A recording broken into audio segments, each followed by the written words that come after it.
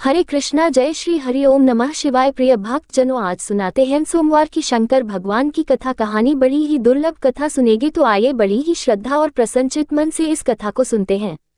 चलो कथा सुनाते हैं। सोमवार व्रत कथा। किसी नगर में एक धनी व्यापारी रहता था। दूर दूर तक उसका व्यापार फैला हुआ था। नगर के सभी लोग उस व्यापारी का सम्मान करते थे।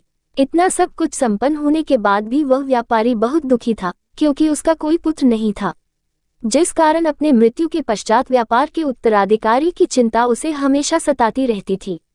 पुत्र प्राप्ति की इच्छा से व्यापारी प्रत्येक सोमवार भगवान शिव की व्रत पूजा किया करता था और शाम के समय शिव मंदिर में जाकर शिवजी के सामने घी का दीपक जलाया करता था। उसकी भक्ति देखकर मां पार्वती प्रसन्न हो गई और भगवान शिव से उस व्यापारी की मनोकामना पूर्ण करने का निवेदन किया। भगवान शिव बोले, इस संसार में सबको उसके कर्म के अनुसार फल की प्राप्ति होती है। जो प्राणी जैसा कर्म करते हैं उन्हें वैसा ही फल प्राप्त होता है। शिवजी द्वारा समझाने के बावजूद मां पार्वती नहीं मानी और उस व्यापारी की मनोकामना पूर्ति हेतु वे शिवजी से बार बार अनुरोध करती रही। अंततः माता के आग्रह को देखकर भगवान भोलेनाथ को उस व्यापारी को पुत्र प्राप्ति का वरदान देना पड़ा। वरदान देने के पश्चात भोलेनाथ मां पार्वती से बोले, आपके आग्रह पर मैंने पुत्र प्राप्ति का वरदान तो दे दिया, परंतु इसका ये पुत्र 16 वर्ष से अधिक समय तक जीवित नहीं रहेगा। उसी रात भगवान शिव उस व्यापारी के स्वप्न में आए और उसे पुत्र प्राप्ति का वरदान दिया और उसके पुत्र के 16 वर्ष तक जीवित रहने की भी बात बताई। भगवान के वरदान से व्यापारी को खुशी तो हुई, लेकिन पुत्र की अल्पायु की चिंता ने उस खुशी को नष्ट कर दिया।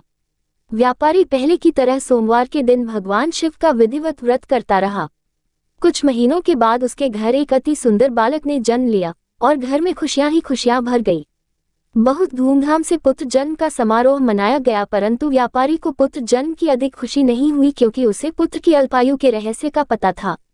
जब पुत्र 12 वर्ष का हुआ तो व्यापारी ने उसे उसके मामा के साथ पढ़ने के लिए वाराणसी भेज दिया। लड़का अपने मामा के साथ शिक्षा प्राप्ति हेतु चल दिया।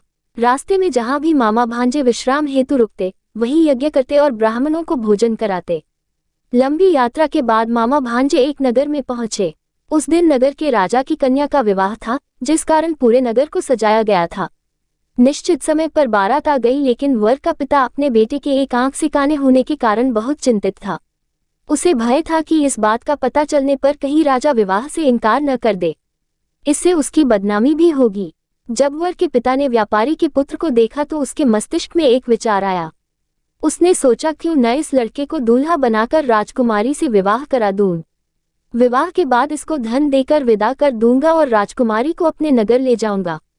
वर के पिता ने लड़के के मामा से इस संबंध में बात की। मामा ने धन मिलने के लालच में वर के पिता की बात स्वीकार कर ली। लड़के को दूल्हे का वस्त्र पहनाकर राजकुमारी से विवाह कर दिया गया। राजा ने बहुत सारा धन देकर राजकुमारी को विदा किया। शादी के बाद लड़का जब राजकुमारी से साथ लौट रहा था तो वह सच नहीं छिपा सका और उसने राजकुमारी के ओढ़नी पर लिख दिया, राजकुमारी, तुम्हारा विवाह मेरे साथ हुआ था। मैं तो वाराणसी पढ़ने के लिए जा रहा हूँ और अब तुम्हें जिस नवयुवक की पत्नी बनना पड़ेगा वह कान्हा है। जब राजकुमारी ने अपनी ओढ़नी पर लिखा हुआ पढ़ा तो उसने कान्हे लड़के के साथ जाने से इनकार कर दिया। राजा को जब ये सब बातें पता लगी तो उसने राजकुमारी को महल में ही रख लिया। उधर लड़का अपने मामा के साथ वाराणसी पहुंच गया और गुरुकुल में पढ़ना शुरू कर दिया। जब उसकी आयु 16 वर्ष की हुई तो उसने यज्ञ किया।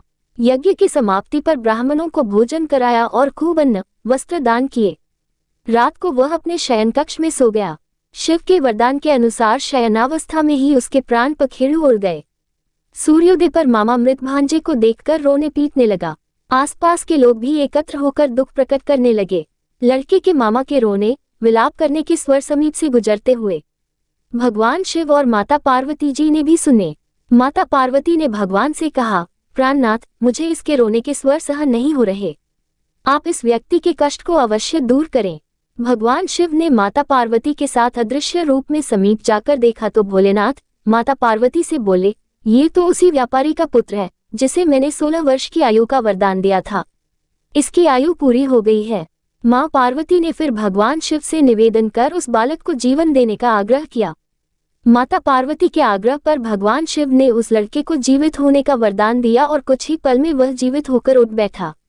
शिक्षा समाप्त करके लड़का मामा के साथ अपने नगर की ओर चल दिया। दोनों चलते हुए उसी नगर में पहुंचे जहां उसका विवाह हुआ था। उस नगर में भी यज्ञ का आयोजन किया। समीप से गुजरते हुए नगर के राजा ने यज्ञ का आयोजन देखा और उसने तुरंत ही लड़के और उसके मामा को पहचान लिया। यज्ञ के समाप्त होने पर राजा मामा और लड़के को महल में ले गया और कुछ दिन उन्हें महल में रखकर बहुत सा धन, वस्त्र आदि देकर राजकुमारी के साथ विदा कर दिया। इधर भूखे प्यासे रहकर व्यापारी और उसकी पत्नी बेटे की प्रतीक्षा कर रहे थे। उन्होंने प्रतिज्ञा कर रखी थी कि यदि उन्हें अपने बेटे की मृत्यु का समाचार मिला तो दोनों अपने प्राण त्याग देंगे, परंतु जैसे ही उसने बेटे के जीवित वापस लौटने का समाचार सुना तो वह बहुत प्रसन्न हुआ। वह अपनी पत्नी और मित्रों के साथ नगर के द्वार पर पहुंचा। अपने बेटे के विवाह का समाचार सुनकर पुत्रवधू राजकुमारी को देखकर उसकी खुशी का ठिकाना न रहा।